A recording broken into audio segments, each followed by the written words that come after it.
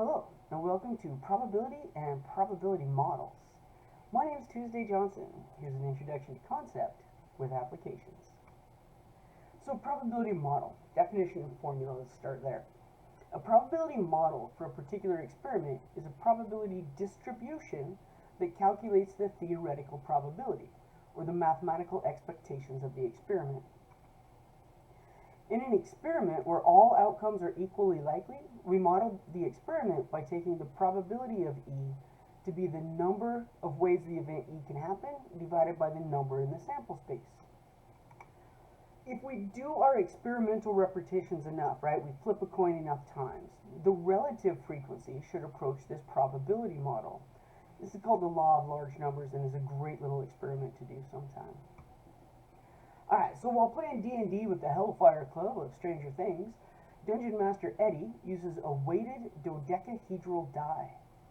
He has managed to make a 2 land face up twice as likely as a 1, 3 times as likely, and so on. What is the probability distribution for the face landing up? Let's start by listing this out. Okay, so we can roll a 1. A 2 is twice as likely as a 1, so we'll list 2 2s.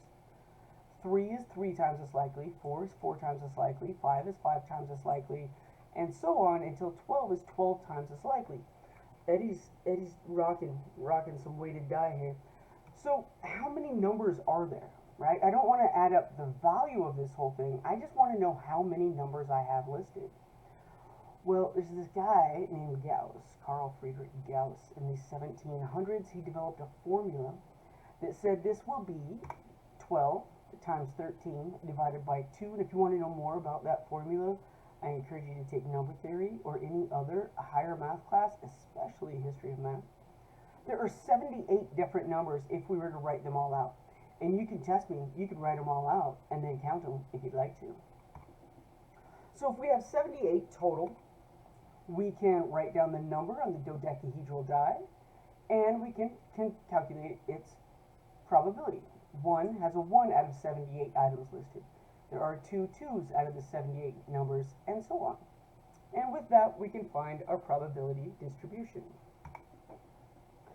The addition principle states that if A and B are any two events, then the probability of A union B is the probability of A plus the probability of B, but notice we caught this section twice, so we subtract off one of the intersections.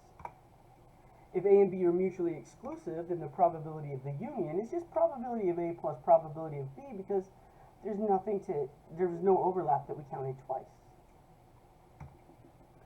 Alright, probability distributions. These are a couple of rules that we already know, but they hold for any sample space S and event E, and that is that the probability of the sample space has to be 1. Something has to happen. The probability of the empty set is 0. Again, something has to happen. The probability nothing happens, never. Not going to happen. Also, the probability of A complement is 1 minus the probability of A, which we used in an earlier video, so we kind of already understood that. Alright, so census data from 2020 details the poverty levels in El Paso County by race.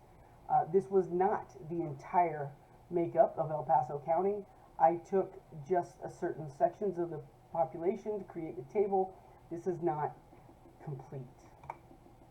What is the probability of being below the poverty level if you are an American Indian or Alaskan Native residing in El Paso County? Okay, you are American Indian or Alaskan Native. There are 3,583 of you. What's the probability of being below the poverty level? That is 674 out of 3,583 for a probability of 0.1881.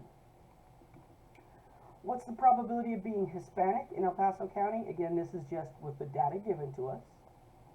Well, we're just in El Paso County, so we're looking at the total of 1,344,602. And being Hispanic is 660,484. It's going to be our the number in the event.